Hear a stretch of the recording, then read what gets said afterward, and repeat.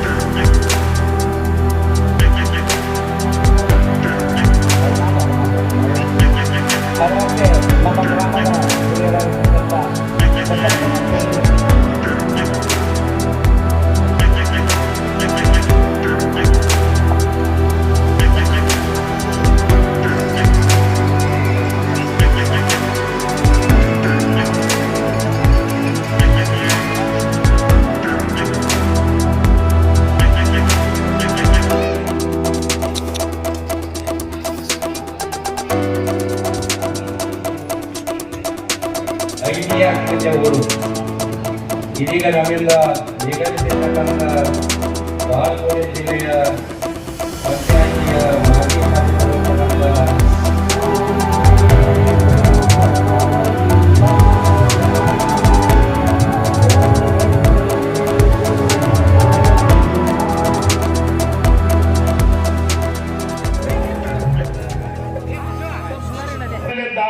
ಏನು ತರಲ್ಲ ಅವರು ಹೊರಗಿನ ತರೋದಿಲ್ಲ, ಒಳಗಿನ ತಮ್ಮೊಳಗೆ ಏನಲ್ಲಿ ಆ ಭಕ್ತೊಳಗೆ ಏನು ಹುಟ್ಟಿಸ್ತಾರೋ ಅಷ್ಟನ್ನೇ ಉಣ್ಬೇಕು, ಅದೇ ಬಟ್ಟೆ ಉಣ್ಬೇಕು, ಅದನ್ನೇ ನೇಯ್ಬೇಕು, ಅದನ್ನೇ ಹೊರ್ಕೋಬೇಕು.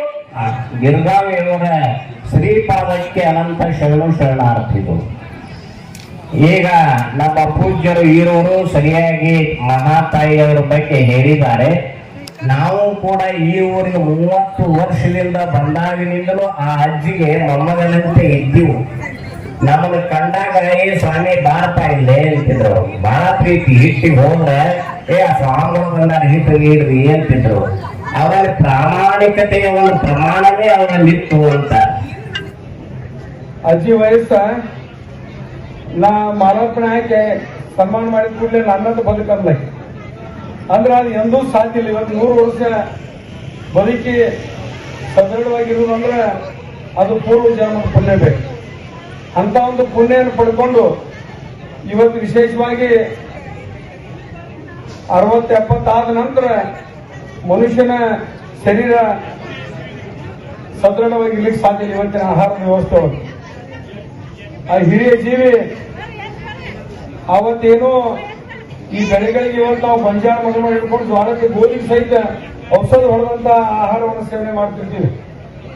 ಅವತ್ತಿಂದಕ್ಕೆ ಇವತ್ತಿಂದಕ್ಕೆ ಬಹಳ ವ್ಯತ್ಯಾಸಗಳದಾವ.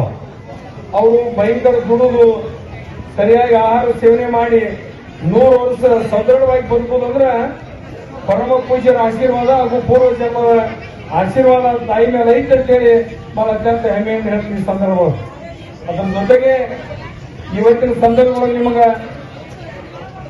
ಹಿರಿಯ ಜೀವಿಗಳನ್ನ ಯಾರು ಇಷ್ಟು ಪ್ರೀತಿ ವಿಶ್ವಾಸದಿಂದ ಅವ್ರನ್ನ ದ್ವಾರ ಮಾಡ್ತಾರೋ ಆ ಕುಟುಂಬಕ್ಕಾಗ್ಲಿ ಆ ಮನುಷ್ಯನಕ್ಕಾಗ್ಲಿ ದೇವರ ಎಂದೂ ಕೆಟ್ಟ ಮಾಡುವುದಿಲ್ಲ.